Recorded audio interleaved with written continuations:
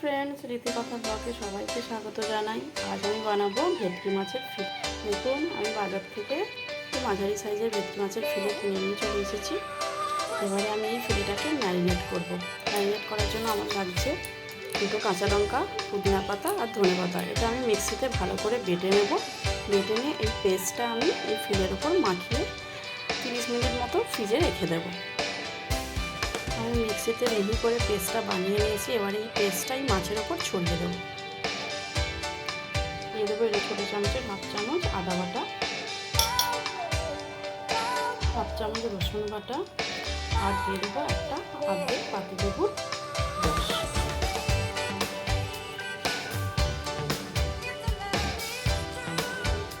আর দিয়ে দেবো এক চামচ, ছোটো চামচে এক চামচ মরিচ গুঁড়ো।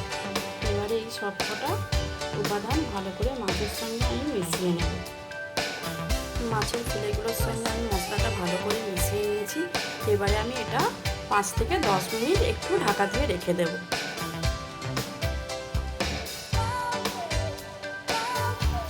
5 মিনিট পর এর মধ্যে আমি নুন মিশিয়ে ভালো করে একটু মাখিয়ে নিই। এরপর আমি একটা ডিশেতে একটা ডিম ফাটিয়ে নিয়ে নিয়েছি। আমি ডিমের মধ্যে একটু নুন দিয়ে ডিমটাকে ভালো করে গুলে নেব।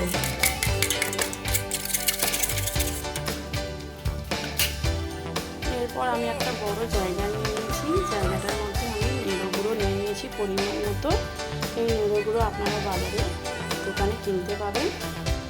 এবারে আমি নেড়ো গুঁড়োর মধ্যে আমি প্রথমে একটা ফ্রাই নিয়ে ফিলে নিয়ে ডিমের মধ্যে ভালো করে মিশিয়ে এটাকে আমি এবারে নেড়ো গুঁড়োর মধ্যে দিয়ে দেবো। নেড়ো গুঁড়োর মধ্যে দিয়ে আমি আস্তে আস্তে নেড়ো গুঁড়োটা ওর ওপর দিয়ে ছড়িয়ে দেবো।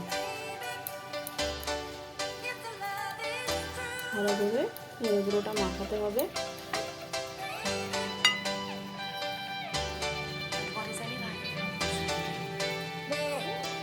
নেড়ো গুঁড়োটা আমার মাখানো হয়ে গেছে। দেখুন,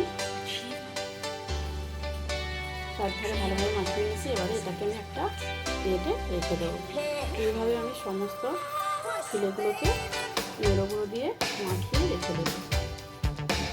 আমি আবারও একটা ফিলেকে এইভাবে নেড়ো গুঁড়ো মাখিয়ে নিয়েছি। এবারে এটাকে আমি রেখে দেবো। এইভাবে আমি সমস্ত মাছের ফিলেগুলোকে ভালো করে নেড়ে গুঁড়ো মাখিয়ে রেডি করে নিয়েছি। এবারে আমি এইটা 30 মিনিট ফ্রিজেতে রেখে দেবো। 30 মিনিট পর বার করে আমি ভেজে নেব।